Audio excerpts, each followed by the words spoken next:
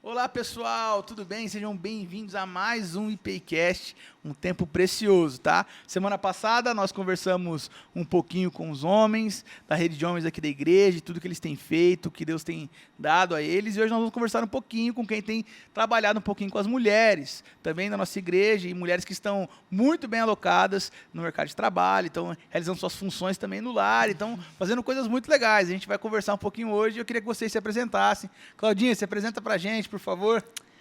Primeiramente, é um privilégio estar aqui. Obrigada pela oportunidade. E eu me chamo Cláudia, eu estou com 37 anos, sou casada há 20 anos com o Timóteo, aproveitando a oportunidade, amor, te amo.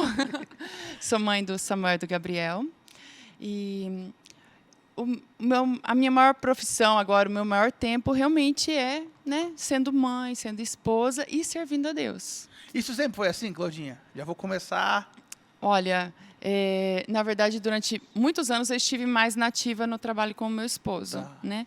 E agora meus filhos estão, né, Crescendo, crescendo, Tão tomando, barbinha, sim, né? virando mais homenzinhos, né, Aham. tomando frente.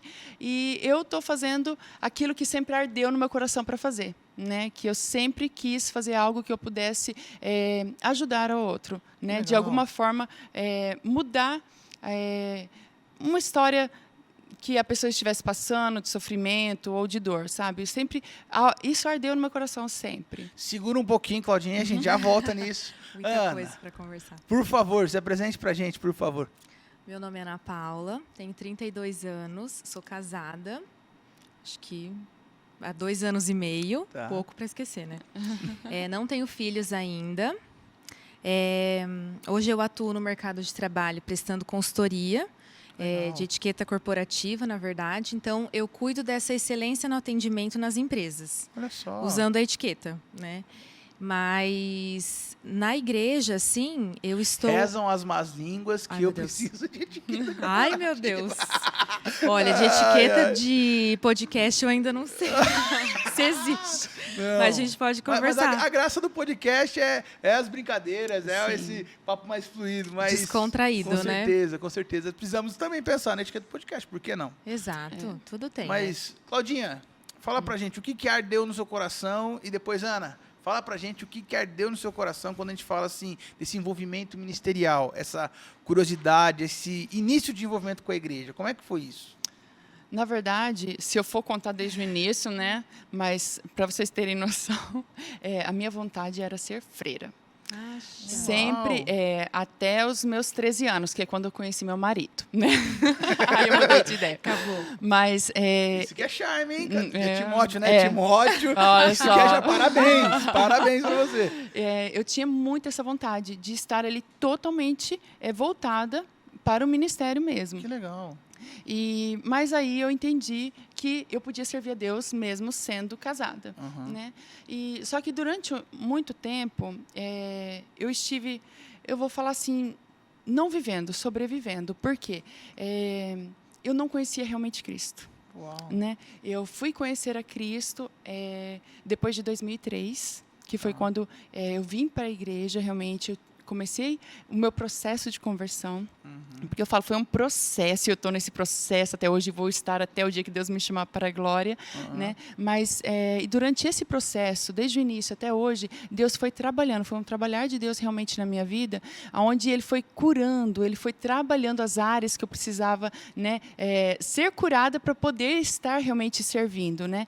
E até hoje eu vejo assim, gente, Deus, Ele é Deus de detalhes. Ele vai lá naquelas áreas que precisam ser trabalhadas na minha vida e fala assim, Cláudia, isso aqui tem que ser curado. Vamos arrancar a casquinha, vamos curar, para que assim eu possa realmente estar disponível para estar servindo, sabe? Só que eu sempre pensei, eu quero fazer a diferença, sabe? Eu estou aqui, não é à toa. Tem um propósito para fazer a diferença, né? Fazer, de alguma forma, o nome de Cristo conhecido. Então, é o que eu tenho tentado fazer, de alguma forma. Legal. E você, Ana, como é que foi o seu processo, seu envolvimento, seu início de partilha, assim? Porque o material que vocês ministram tem muito a ver com compartilhar o coração, né? Sim, não dá para ser uma coisa fria, metodológica, ó, esse aqui é o método, isso aqui você tem que fazer, essa é a lição de casa e acabou. É uma coisa que vocês têm que partilhar da vida. Como é que foi o seu processo? O meu, na verdade, eu nasci num lar cristão, né? Os meus pais são pastores. Uau, em outra igreja, na Missionária Unida. Ah, legal. Então, desde que eu me lembre, assim, eu sempre estou na igreja. Sempre em velório com meu pai, acampamento, tudo. Sempre estava envolvida. E a partir dos 12 anos de idade, eu comecei a servir no Ministério de Crianças na igreja. E desde aquela época eu me apaixonei, assim, em ensinar aquilo que eu já sabia. De uma forma simples, né? Porque eu era uma criança.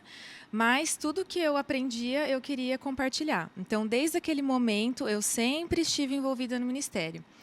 E aí eu casei, conheci meu marido aqui da IPI e tive que pedir uma carta de transferência para meu pai. No dia do meu aniversário. Foi uma data, eu lembro até hoje. Marcante. Foi marcante.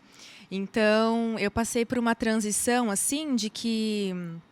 Será que se eu mudar de igreja, eu ainda vou continuar servindo, né? A gente deixa as amizades, a família, tudo que a gente já estava acostumado. Muda os vínculos, né? E eu fiquei com esse medo de, eu vou para a IPI, como vai ser lá?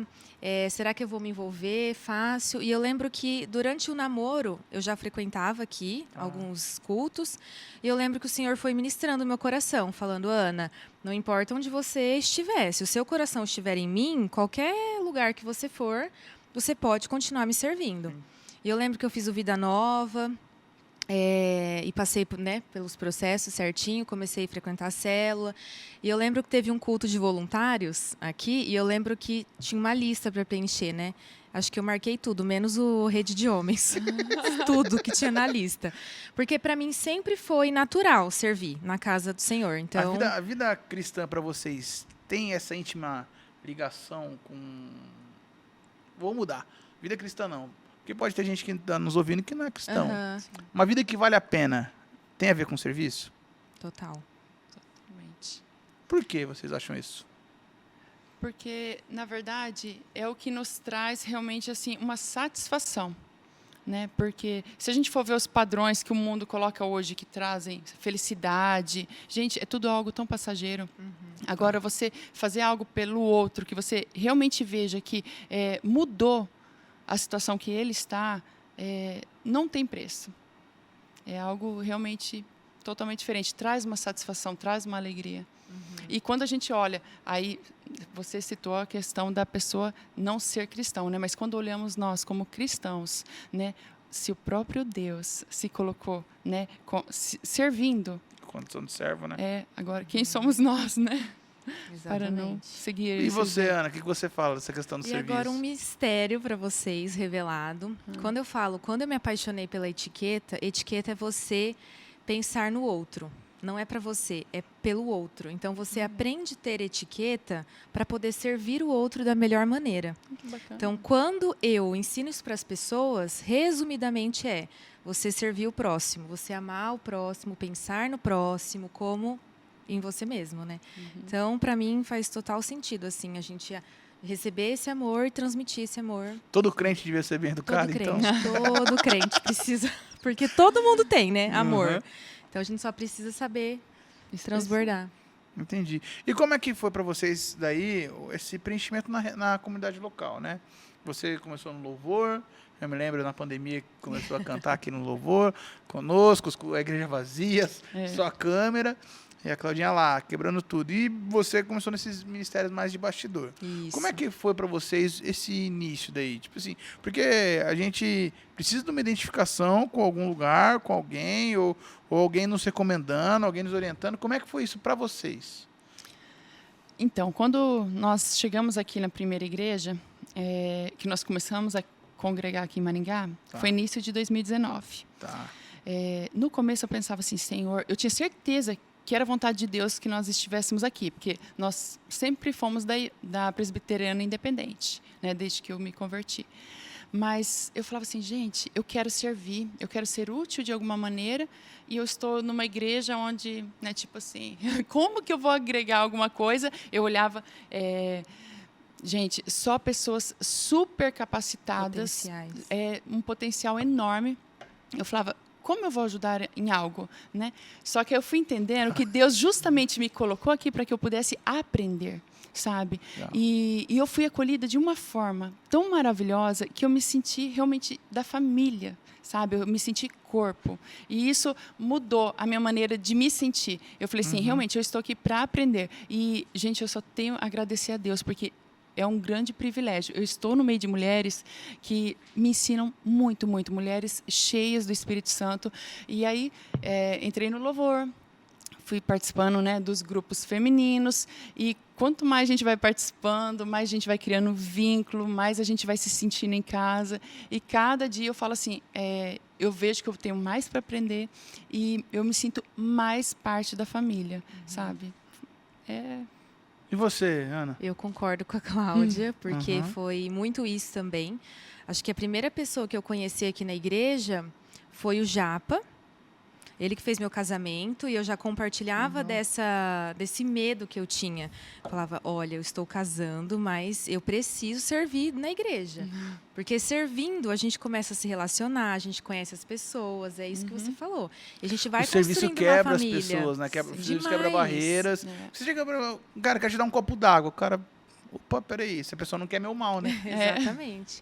Então, acho que muito assim, quem chega na igreja, quem busca ter amizades, quem busca crescimento, precisa se envolver, né? Às vezes, a gente só frequentando os cultos é uma bênção, mas a gente servindo, a gente apriora cada vez mais. O quanto vocês acham que isso impacta ou impactou a vida de vocês fora daqui? Tipo assim, o quanto isso... impactou, sei lá, o jeito de entender minha casa, o jeito de lidar com meu marido, o jeito de lidar com meus filhos, o jeito de lidar com o meu trabalho, né? Colocar o trabalho no lugar certo. Hoje a gente poderia falar aqui também de como o trabalho às vezes ocupa a agenda e o espaço da vida num lugar onde, cara, vai ficando um monte de coisa de lado, um monte de outras prioridades de lado e a gente começa... Mas como é que foi para vocês perceber que existe uma íntima relação entre o que a gente aprende na igreja, quando a gente pratica, da gente encontrar mais significado? O que vocês podem dizer da experiência de vocês? O que vocês me dizem a respeito disso? Então, a nossa igreja ela oferece muitos cursos, né? E justamente em vários cursos, o que eu tenho aprendido, gente, é fantástico com relação à família. Muitas coisas, claro, a gente já sabe, vem escutando nos cultos, vem aprendendo, mas tem detalhes que a gente deixa passar. Aí, quando você pega e forma um grupo de realmente mulheres dedicadas, né, que estão ali prontas para ensinar, isso transformou a minha maneira de ver o ser mulher, né, o ser esposa, o ser mãe, impactou totalmente. O que impactou? Uma coisinha que você possa contar para a gente. Putz, isso aqui foi impactado muito nessa área. Fui impactada por um curso, por uma conversa. Eu pensava assim e hoje, depois disso, mudei para o outro lado. Gente, o poder que nós temos como mulheres de fazer de um simples momento, de uma refeição, uma mãe com um bebê pequeno, uma troca de fralda, uma mamadeira, nós podemos transformar a vida daquela pessoa que nós estamos acompanhando ali por um momento de dedicação. É aquele tempo de qualidade. Porque hoje o que tem faltado muito é tempo de qualidade nas famílias, né? Às vezes estão todos à mesa, mas cada um com o celular, cada um na sua caixinha, né? Ou nem a mesa, né? Nem a mesa. Então, assim, aquele momento de todo mundo estar realmente junto, mas junto que eu falo é conectado, sabe? Aquela coisa de olho no olho, conversar. Isso nós começamos a exercitar de uma forma mais intencional e é maravilhoso. Os relacionamentos mudam. Né? A intimidade muda. Sim. E é necessário isso. E você, Ana, como é que foi uma experiência sua, pessoal, assim, de algo que você aprendeu?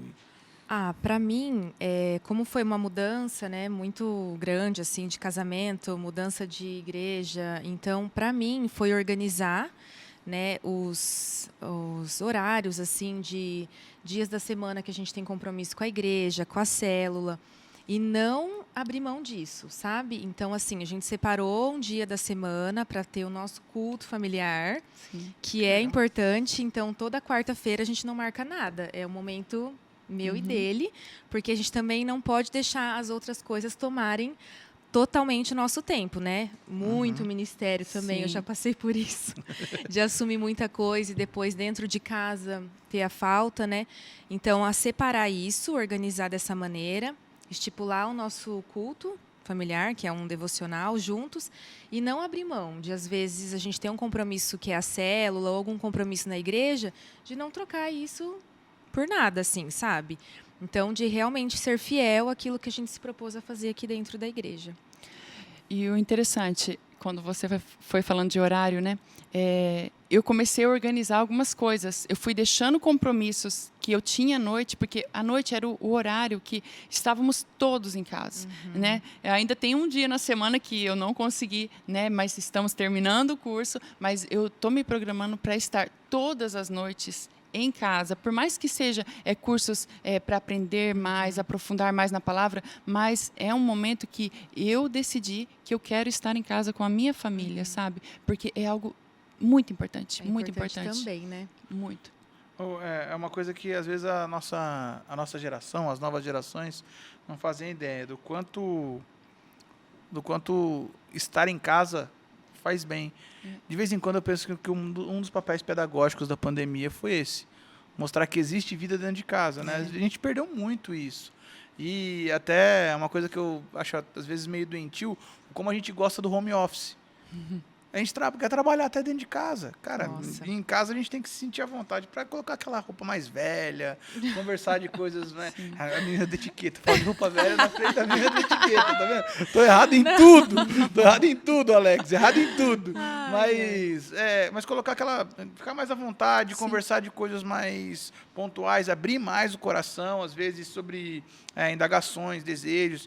E aí, como é que foi a comunicação de vocês em casa e com as pessoas, quando a gente fala depois desses cursos, tá? Que vocês dão, né? Vou falar com o meu marido sobre alguma coisa. Como é que ficou essa comunicação? Porque às vezes a gente vai para o gabinete, no gabinete pastoral, a comunicação com o marido. Eu sou psicólogo também, às vezes na terapia de casal. Cara, você olha assim, a esposa está pedindo socorro, pelo amor de Deus, dá um abraço e o cara está lá.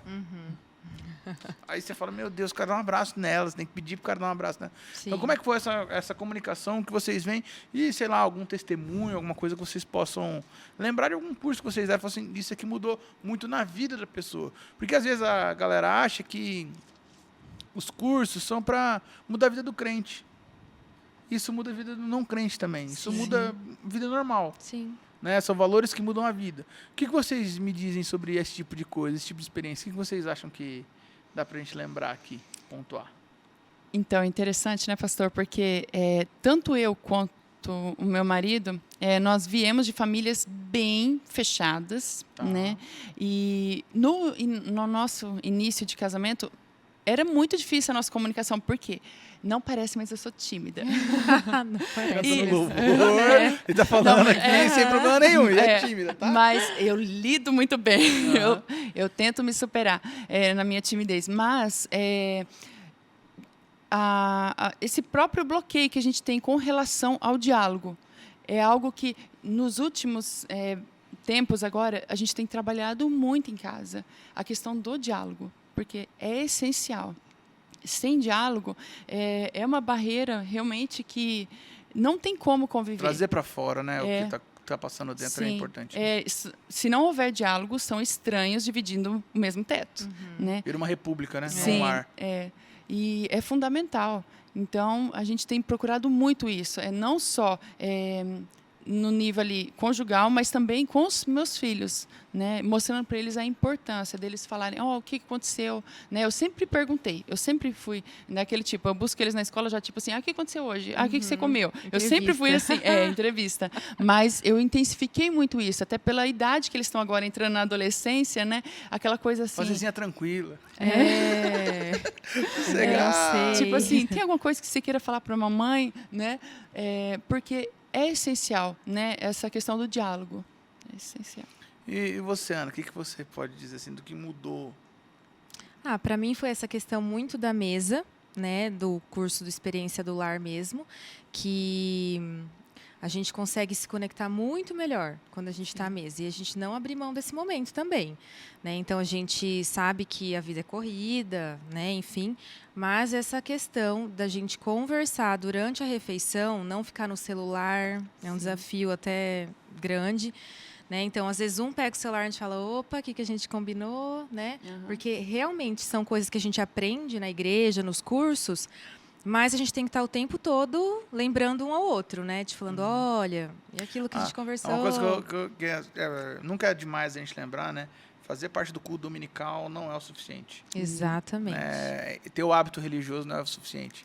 Precisa invadir a vida, né? Sim. E Claudinha, você falou um negócio aqui nos bastidores, eu queria que você falasse aqui pra gente, que é o quanto a sua vida melhorou, ou sua experiência de fé melhorou, quando você começou a partilhar e ensinar. Eu queria que você também, Ana, compartilhasse isso do quanto o que mudou em você quando você começou a ensinar outros. Porque às vezes a gente fica nesse fundamento, a gente é pastor e esse pastor fala sempre da mesma coisa. Mas é que tem coisa que para nós é muito nítido. E o discipulado para mim é uma bandeira que assim, nós não podemos abrir mão nunca. Nunca. Também concordo. Porque é aprendendo e ensinando que a vida de Cristo acontece no nosso meio. Se a gente parar de aprender, para mim, o coração ensinável, quando a gente perde o coração ensinável, nós perdemos um fundamento gigantesco das Escrituras Sagradas. Talvez o mais importante. Se a gente, por outro lado, não partilha o que Deus nos deu, a gente perdeu uma coisa gigantesca também. Você pode comentar um pouquinho disso pra gente? Vocês duas, né? É aquela coisa, né, pastor? Não tem como a gente conhecer, provar desse amor tão grandioso que Jesus tem por nós e não querer partilhar, né?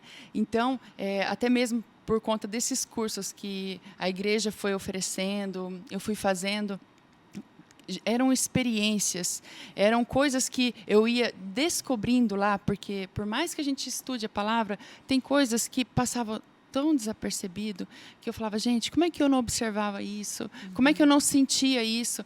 E aí você quer que outras pessoas também tenham essa experiência, né? E é maravilhoso você poder acompanhar as pessoas, sabe? E criando um vínculo, ver aquela pessoa dando passos com você e depois sozinha. Né? Você vê que a pessoa ela, encontra realmente como seguir aquele caminho. É maravilhoso. Sim. Legal. Ana? Eu vejo que a verdade ela nos liberta, né? E quando a gente conhece essa verdade, a gente quer que todo mundo conheça também.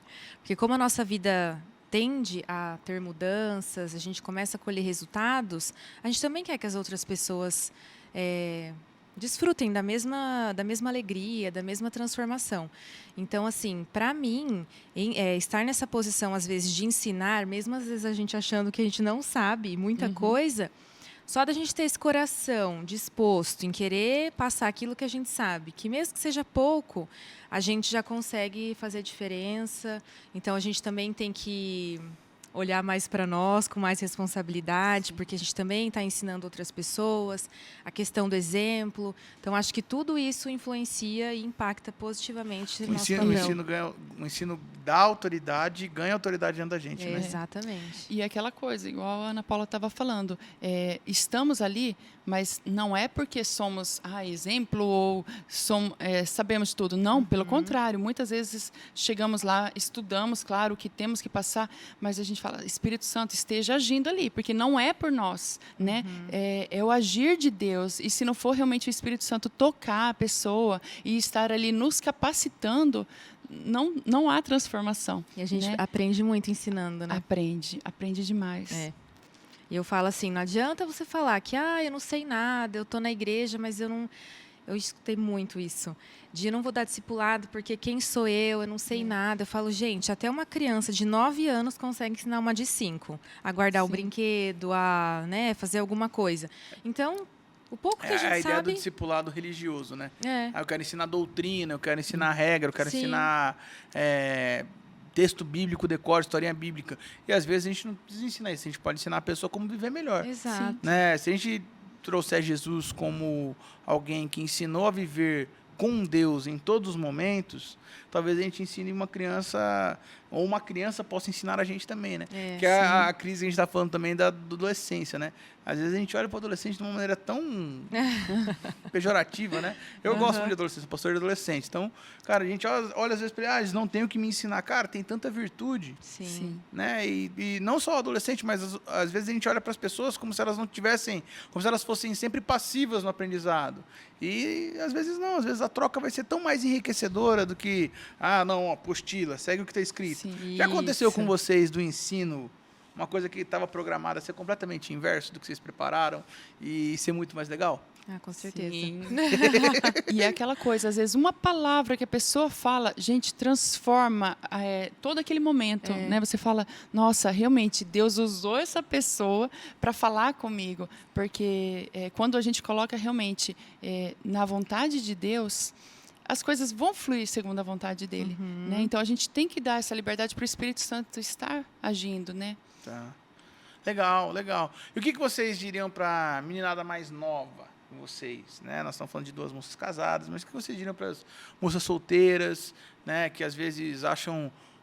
eu ouvi muito isso no Ministério de Adolescentes, os cursos retrógrados, essa linguagem, o que vocês falariam para essa meninada nova que está chegando? O que vocês falariam para elas, né? Para as meninas e também para os meninos, né?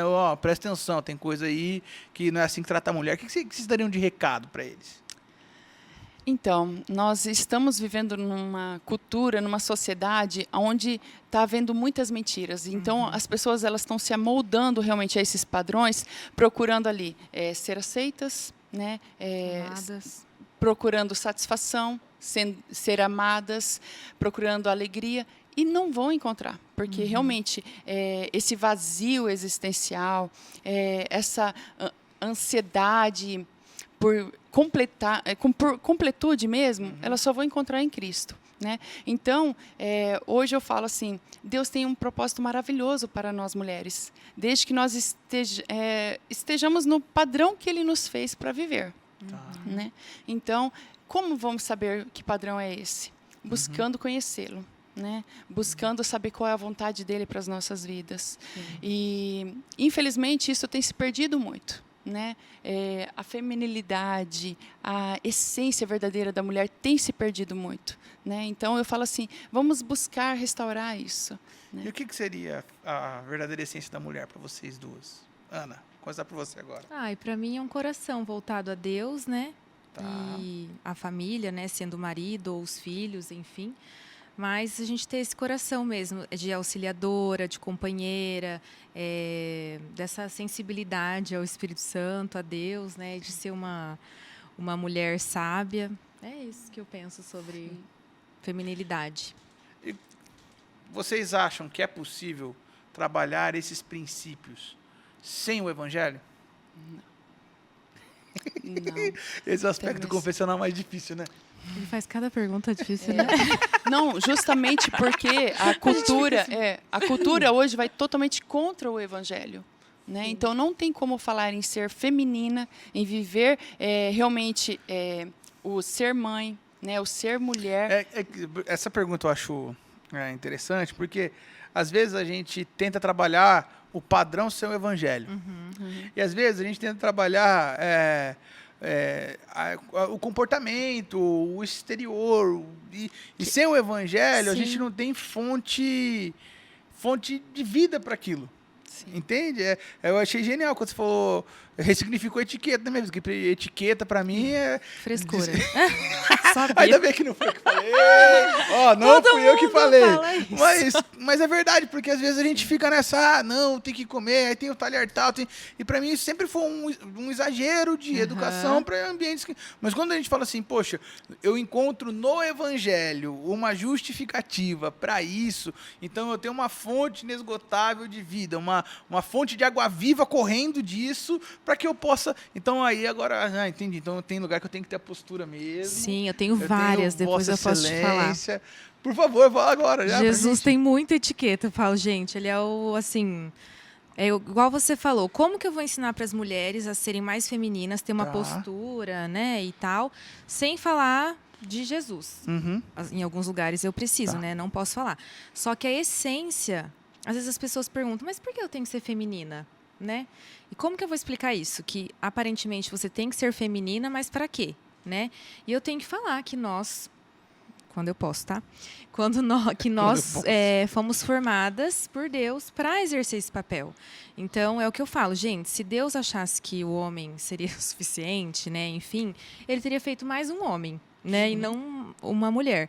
Então, acho que a gente precisava dividir esse papel mesmo, dividir assim, as funções que cada um tem, tanto dentro de casa quanto dentro da igreja, no reino, né, em si, não na igreja em si. Mas é isso, a gente sempre tem que buscar a nossa essência, de onde viemos e para que fomos criadas, né? E para isso a gente consegue formular o restante, porque a gente precisa se portar dessa forma. Como eu posso dar um exemplo? Essa é uma coisa legal, porque recentemente eu tenho percebido na igreja algumas posições, às vezes, até mais drásticas, mais rústicas, mais... assim, exageradas em questões das mulheres, algumas vezes. Do que você diz? Às vezes na postura, na firmeza, na dureza, na resposta bate-pronto, e eu sinto falta da etiqueta, porque apesar de ser um menino, né, mais brincalhão, eu sou sempre tento ser muito amoroso. Sim. Né? E aí a minha pergunta, até de consideração final, para vocês irem emendando também na consideração de vocês, como é que é o papel da mulher na igreja hoje, que está cheia de Jesus, cheia de feminilidade, que entendeu o papel da mesa, que entendeu o design que Deus sonhou para ela? Como é que é o papel dessa mulher quando ela, de fato, está na igreja fazendo o que Jesus quer? O que vocês entendem disso? Né? Eu sou um pastor presbiteriano independente, então eu acredito na mulher ocupando todos os lugares, com excelência, com dons, com tudo. Então, mas eu queria ouvir de vocês, para vocês, o que isso repercute e que jeito, né? A forma disso aparecer. Porque, às vezes, em alguns ambientes, eu acho que às vezes a gente se apropriou da cultura para justificar a nossa permanência. Eu não sei se isso é legal, entende? Sim. Justamente a cultura, ela não tem colocado essa diferença nos gêneros, né? A mulher, ela às vezes quer ser tão forte, mas é um forte errado, não é um forte em Deus. Ela quer mostrar uma fortaleza para esmagar o masculino, né?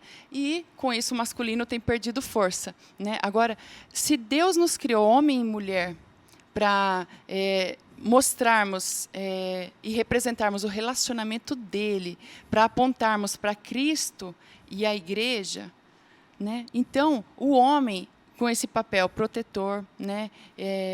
Provedor, e a mulher com essa sensibilidade, essa graça da noiva redimida, da noiva salva. Então, assim, a mulher, ela pode ocupar os seus lugares na igreja com a autoridade que Deus dá para ela, né, sendo usada de forma grandiosa pelo Espírito Santo, né, mas sem perder aquela essência da sensibilidade, da graciosidade, né, da feminilidade, do amor que Jesus deu para a mulher ter, porque essa sensibilidade dos relacionamentos, do sentir a emoção do outro, né? A mulher, ela tem uma percepção do amor, tão maravilhosa, detalhe, da florzinha, de cada detalhe, né? Da coisinha, Sim. que o homem às vezes não vê, né? A gente precisa Exatamente. ajudar um ao outro. É a diferença de rolê que eu faço com meninos do que eu faço com as meninas.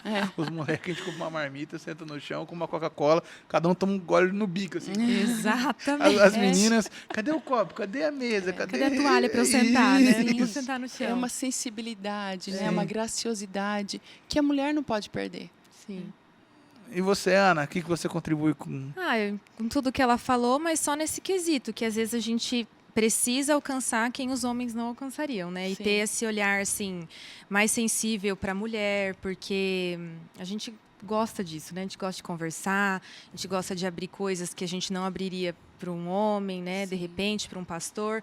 Então, o papel da mulher, eu enxergo que é muito isso. Veio para somar e ajudar nessas áreas que, às vezes, os homens não conseguem chegar com as mulheres, nessa parte da gente se ajudar mesmo, homem e mulher. E o interessante é quando a gente olha para o ministério de Jesus, quem financiou o ministério de Jesus foram mulheres, né? E ele não andava sozinho, ele andava com os 12 e mais Exato. algumas pessoas. Agora imagina, essas mulheres, elas não só financiaram, eu garanto que elas, como mulheres, elas olhavam aquelas necessidades, sabe? Tipo, oh, nossa, está faltando isso, está faltando aquilo, Exatamente. porque a mulher tem essa percepção, né? Então, eu acredito que foi fundamental as mulheres ali.